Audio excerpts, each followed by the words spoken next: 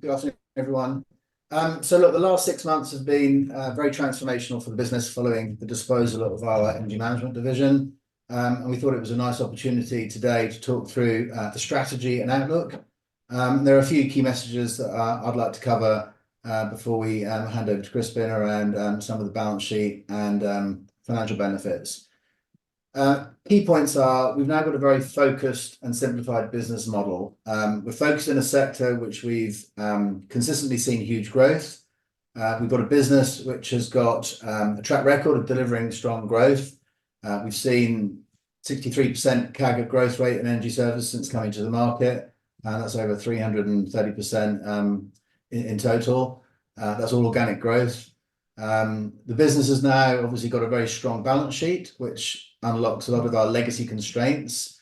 In a growth market, in a growth business, clearly working capital is key, and we've always had a very thinly capitalized balance sheet. So this is going to significantly help us around securing better terms with our supply chain. It's going to help us to give us more credibility to bid for much larger multi-million-pound contracts. For example, we have a large multi-million-pound health contract with a large private hospital group that we hope to announce in the coming weeks, which has been aided by our stronger balance sheet. The NatWest facility, which Crispin will be talking through, has been possible as a result of our strong balance sheet. So these are all things which are going to give us a clearer path to faster growth. And I believe now with our strategy and in which is a very addressable market, we've got a great opportunity to achieve the targets that we've set ourselves for the year, which I'll talk about shortly. Just in terms of the market, we see this as a very addressable market. We've been building a big brand in this sector, across the public sector in particular. And in education alone, we've got a 70% market that is still is yet to transition to LED. So that's not including some of the opportunities for solar, which we see as a 90% addressable market. So when I look at education, we comfortably see a £2 billion market. Barriers to entry are actually quite high. This is a difficult market to penetrate. We've got a huge track record of having delivered over 1,000 projects now. We've got a heavily invested pipeline that we've been busy curating over the last 3 years, which has a long sales cycle. So when I look at the pipeline of over 120 million, a lot of that pipeline is 6 to 9 months in duration for this year, but a lot of it's over 12 months old that are the larger deals, which are still very active. And with a track record of converting 50% of our proposals, we feel really confident that we've built a really strong base from which to develop the business over now that we've got stronger resources. So if we move to the next slide and talk a little bit around the backdrop to the disposal. As everyone knows, we came to the market with a strategy to deliver M&A, to diversify beyond energy efficiency, which was the core of our business originally. And I believe we've delivered a very successful track record on that stated strategy. We bought 3 businesses between 2020 and 2021. We were successful in integrating them onto a single platform. We delivered efficiencies, and we launched new products. Customer retention was improved, and I'm very proud of what we achieved in the backdrop of, frankly, a pretty challenging market with COVID and then a disruptive and highly volatile energy crisis. So when we clearly recognised there was an opportunity to consider a disposal following a number of approaches, I think it was relatively straightforward to see that we could deliver quite a lot of shareholder value by divesting this division. And the deal we struck with DCC, I think, is a balance of strong returns on day one, 29 million consideration, which is close to a 50% increase on the value we entered those deals at, but plus an upside of a further 8 to 10 million in the next couple of years, within a structure that we think is very sensible, a structure that's backed out of a solid business plan, a strong team, and with a strong track record of delivering. So we think that takes that risk off our balance sheet, but gives us the same enterprise value that we think is achievable. So this has given us clearly the best of both worlds. We've strengthened our opportunity to succeed in energy services, which is the faster of the two growing markets. And it's enabled us to clear all our balance sheet and debt obligations. So I'm very pleased with that outcome. I'm excited about the strategy, which, if we go to the next slide, I'd like to talk through. You'll be familiar with our 4-pillar strategy previously. We've now got a 3-pillar strategy. It's evolving from what was already very clearly stated. And the strategy this year is to deliver circa 30 million of revenues, as identified by the Equity Development Research Note, which is going to show strong 50% growth from the last 12 months. And really the focus is going to be around these 2 pillars, reduction and generation. Not to say that charging has fallen off our radar. It's just taking a little bit of a back seat as we focus in the real opportunity in 2024 around solar, which we've invested heavily in last year. We put quite a lot of resource into that team. We've spent a lot of money building a pipeline with 6 to 12 month lead cycles. That's been organically growing and invested P&L that we put in over the last 12 months. So in many respects, it understated our profitability last year because we'd quietly been building capabilities in solar. But what's important to recognize is that as I look into the 2024 forecast, the bulk of the revenues, which is circa 50% of the 30 million that we expect to come from solar, is largely locked in with customers that have either signed heads of terms or actually contracted with us. So, it's around timing. Timing is key with solar, but we believe we've got a good shot at delivering all of that 15 million from a handful of a dozen or so customers that we've been working with either over the last 12 months or previously from the energy consultancy division. So I think generation and reduction for me is the core focus operationally. But as we start thinking about 2025, we expect charging to be an interesting strategy. I think what's different this year is that we've got a bigger focus around our differentiated financing offer. That NatWest facility is a very unique product. It's different from what we've had before. It's not just better rates on the same type of relationship. It's a multi-technology, compliant around new legislation for the public sector, and gives us the opportunity to take proper carried interest in our projects. So we're seen to be investing in projects without it actually being on our balance sheet and without that risk on balance sheet. But the balance sheet investment that we have secured in having disposed of the consultancy division allows us to invest in the NatWest facility per se. The other piece around data is an important one. We did obviously divest the MyZero platform, but we've still got a very strong position by being able to offer the same economics, having signed a 2-year license agreement that gives us exclusive terms. So we've still got the differentiator of being able to offer verification, energy monitoring, visibility on energy wastage, clearly differentiated from our competitors, all the same economics, but without the balance sheet constraints of having to build, maintain, and service software platform and hardware delivery capabilities. So just moving on to market, and before I hand over to Crispin to talk about the financials, size of the market, route to market, 2 really important points for our business model. 2024 has seen 2 years of, disruption, energy volatility, energy crisis. And whilst, we come out of those, explosive rates that we saw in 2022, where energy prices, rocketed 5-6-fold from highs, they've still, they've settled, but they're still over 100% what they were at pre-COVID levels. So whilst I wouldn't say that cost saving is the only driver, it's still a big driver, but it's not the only driver in organizations accelerating their net zero projects and energy conservation projects.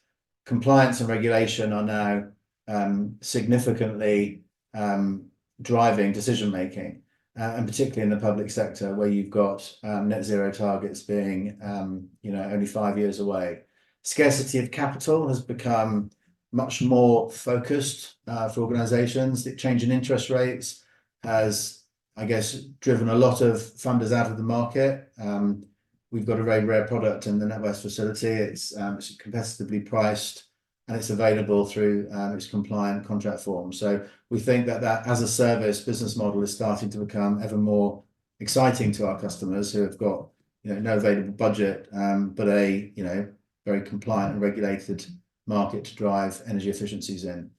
EPC ratings for landlord, particularly the big funds, have all got huge drivers now. Solar increases property values, so there's a big driver in trying to maximize property portfolios, and being a service provider in this space is clearly a big attraction for us.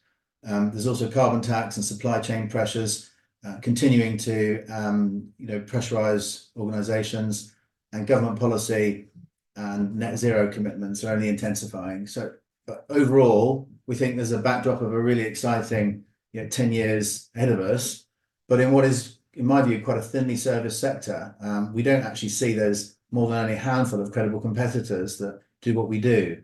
And so that for us, we want to leverage that market leading brand we've got in education, get the same kind of credibility in the other public sectors, and hopefully leverage that over the coming years. In terms of our route to market, historically we've had a direct sales model. It's been very successful, remains very successful. It's been aided by technology and platform differentiators that we've built. But now what we're looking to do is to run in parallel to that an indirect channel partner strategy. So building out on our frameworks, looking at third-party referral networks, partnerships with other procurement cost centers, and having the ability to bid for multi-million-pound contracts through those tendering channels and frameworks is now much more achievable given our stronger balance sheet. So hopefully that gives you, I guess, an overview of our strategy and route to market. I'll hand over to Crispin before I sort of follow up on the outlook. Thanks, Harvey. So as Harvey has already referenced, the disposal of energy management has had a transformative impact on the balance sheet. This now gives us a key competitive advantage and a barrier to entry for the business. It's not unusual for high growth businesses to experience balance sheet constraints, and those constraints have restricted revenue growth in recent periods, and they've also held back margins.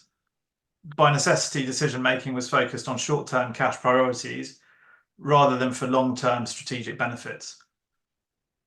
Going forward, we intend to maintain a robust cash position for precisely this reason. So whilst we see a number of opportunities to invest working capital to drive growth, we'll take a measured and prudent approach to capital deployment, with a target to be net operating cash generative in any 12-month period.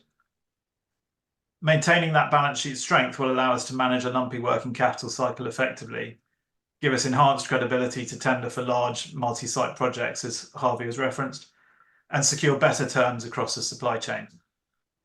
That includes finance, where the new NatWest facility announced last week gives a good example of the benefits which can be delivered through this approach.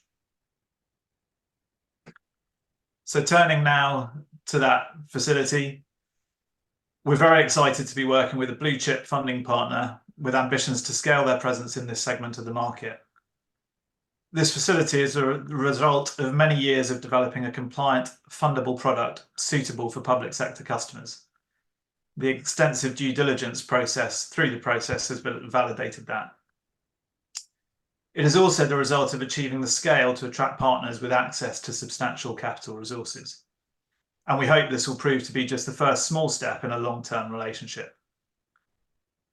The facility itself allows us to achieve a lower cost of finance in return for retaining a minority interest in completed projects. It's similar to a mortgage, where a lower loan-to-value loan would have a lower rate of interest than a 100% mortgage. That lower cost of finance gives us an improved conversion of contract value to revenue, which flows straight through to an increased margin. The net effect of the increased margin on the one hand and the retained interest in the project on the other equates to an approximate 10% cash investment. That investment pays us a predictable and recurring quarterly cash income over the duration of the customer contract of 7 to 10 years, and is expected to deliver a return of over 2 times over that period, compared with financing the project through one of our previous funders. So, for example, deployment of the full £40 million facility over the next 24 months would be expected to equate to a circa 4 million cash investment in that period, with corresponding cash receipts of circa £8 million over the next 7 to 10 years. So to recap, we have a standalone operating platform in energy services, which benefits from strong market drivers and improving margins. We have a separate group PLC function focused on enhancing the capital value of the group, for example, as we have done with the NatWest facility, and focused also on strategic expansion opportunities. It also houses the costs associated with meeting our PLC requirements. Our focus on right-sizing this cost base following the energy management disposal will see the cost run rate fall materially through the year. Thanks, Harvey, back to you. Okay, great. So look, as we look ahead, there are a few points just worth recapping on. Leading brand with a clear pipeline to leverage, where we've now got the opportunity to sell and upsell and cross-sell new technologies to essentially, a retained 700 customer group of customers that are in contract. So I think that's a really important point for investors to recognise that we've built a strong customer base that are retained in contracts.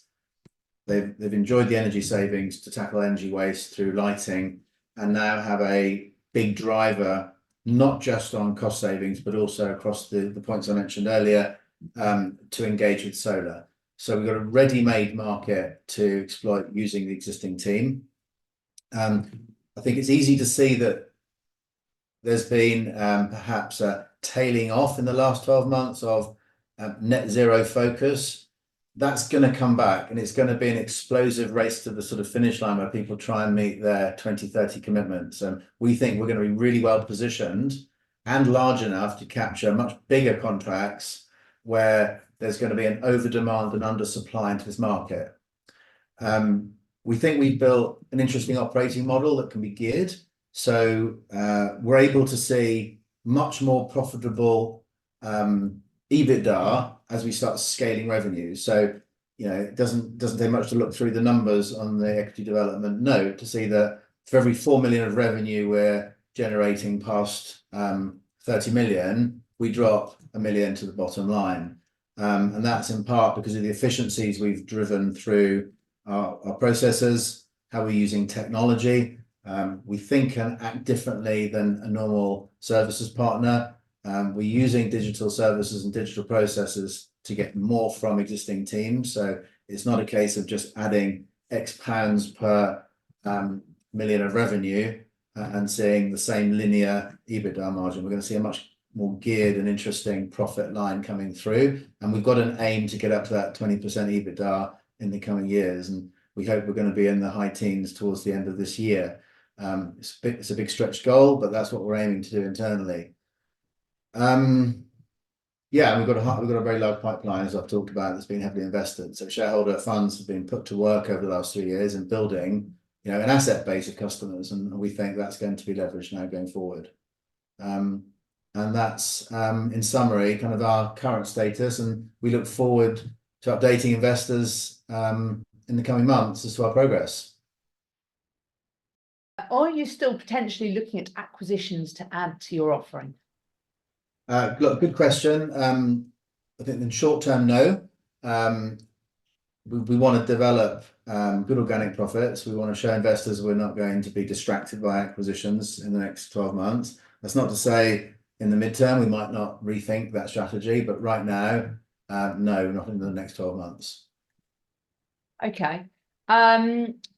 Recently announced a board seat for Luceco. What are their longer term ambitions, or what can you give us a steer on? Look, we've known Luceco for a while. They're a great supply chain partner. We've got great relationships with them. having them as an investor is strengthens our proposition in the market. It gives us a much wider product portfolio, gives us the opportunity to align with them on very large tenders as we think about multi-million-pound contracts, and helps us to get that bit closer to vertical integration. That for us is our motivation. Thank you. You talked about how the NatWest deal was quite a unique offering. Why do none of your competitors have these funding and financing facilities in place? I guess, look, there's two reasons. One, this is a difficult and complex funding product to put in place. Crispin and I have been in the market for a number of years, talking and discussing with different investment partners and different infrastructure funds. One of the key things is deal flow.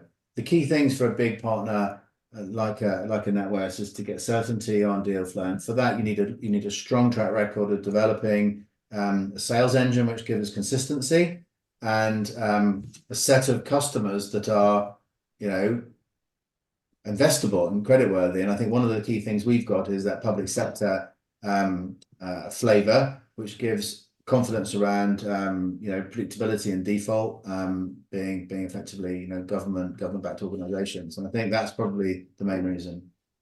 Okay, thank you. And then perhaps leading on from that, what percentage of contracts do you think you have lost by not having the financing offer in place historically?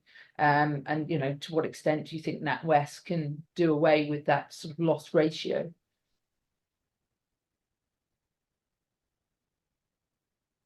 Do you want to answer that? Yeah, I mean, I think with NatWest, I'd say it's more about the profitability of individual contracts. I think at the margin, I think, you know, the sort of credibility and name recognition of our funding partner, the scale that they bring, I think all of that will help with customers. But I think the primary opportunity is with the funding rate and what that means for our profitability. As opposed to customers who weren't able previously to do it now. Yeah, we have had a panel of funders previously. You know, at any one point in time, we've had a number of funding partners we can use. But the NatWest facility, I think, gives us an extra edge and a unique proposition. There's a couple of other points I want to add here. Look, one is investors can be reassured we've got firepower now and we've got consistency in our funding capabilities.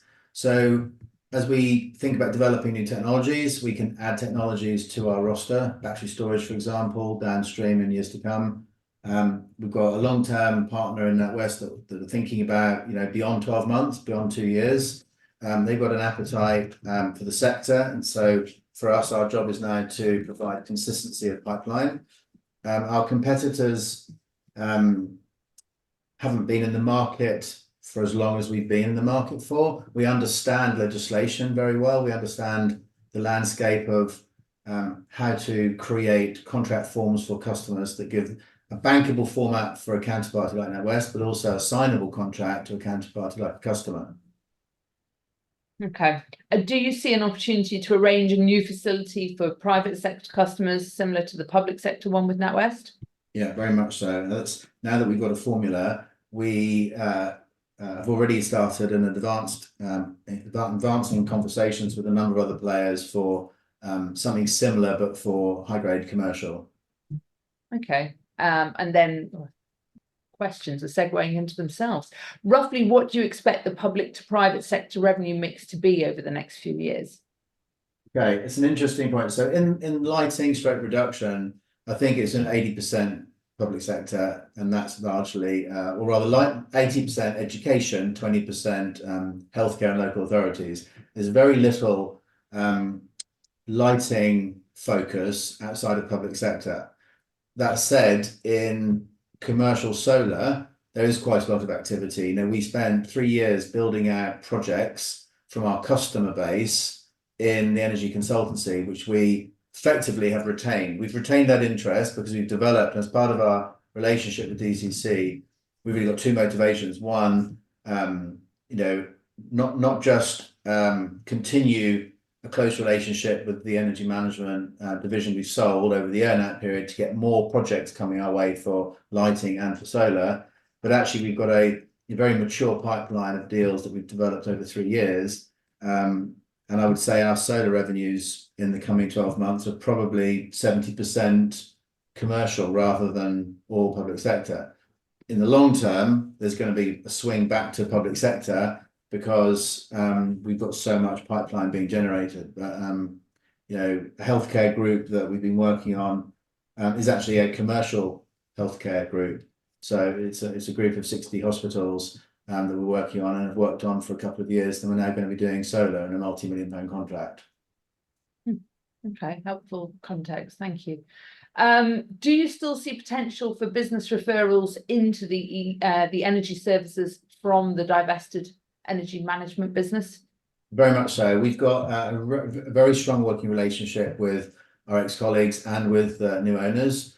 Part of the thesis of choosing DCC over other motivated buyers was 2 things really. One, obviously the commercial structure we agreed and the deliverability of that earnout. For us, that was a really big component because it's, you know, 8 to 10 million of expected cash to come into business, but also because of the chance that DCC would give the divested business in achieving that earnout because of its synergies. And DCC have got a good track record of incubating their acquisitions and driving synergies quite quickly. And we're already seeing evidence of that. Only yesterday, I was introduced to a whole bunch of solar projects from DCC, and that just demonstrates the willingness to, you know, to work collaboratively together over the earnout period.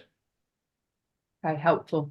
Well, and then last question we have, I think this is just leading on from the NatWest deal, and I guess an understanding around the opportunity for people to save money versus the obligation on the compliance side, and how well the message is understood around initial upfront CapEx versus a reduction in ongoing OpEx, and I guess wider consumer appetite to take on that upfront cost. So I'm not sure I understand the question. Can you, is it around the motivation for as a service versus capital funded deals by clients? Let's take it as meaning that. Okay. So in 2022, everyone got into a state of panic and couldn't pay quick enough for energy reduction projects. It was a unusual period of investment. A more normalized environment now is a capital constrained environment where everyone's hustling for budget from the whether that's from the public sector, whether that's from the commercial sector. So to be able to offer a customer the ability to get all the non-financial benefits from an energy transformation project and at the same time be cash flow positive on day one without deploying any balance sheet, I don't think has ever been more compelling. And 9 times out of 10, our customers are doing more than one thing in this space. So whether that's heating projects, lighting projects, battery projects, insulation projects, infrastructure upgrade projects, or solar, our ability now is to say to a customer, you can have the best of both worlds. You can do both, and you can be cash flow positive on day one with our facilities. That's helpful. Additional question just popped in. What would have to happen for the earnout to climb towards the 20 million cap? In simple terms, we would have to leverage some pretty big customers from DCC, which is the very thing we're trying to focus in on. So the benefit of a big conglomerate like DCC is they have huge multinational, multi-site customers. It wouldn't take more than 1 or 2 big referrals from their customer base to tip us into overperformance territory. So our expectations of getting the 8 to 10 is BAU. It's the expected business plan. It's not expecting any exceptional performance. So it would simply mean leveraging some synergies quite quickly. And then I think we could be into overperformance territory. A promising tone on which to end. So thank you both. As you mentioned, Harvey, we do have a research note up on our website outlining the forecasts that we see going forward from the newly restructured business. We will be having results towards the end of April, and that's next month. And so we look forward to seeing all of you again then. Very much. Thanks, everybody. Right.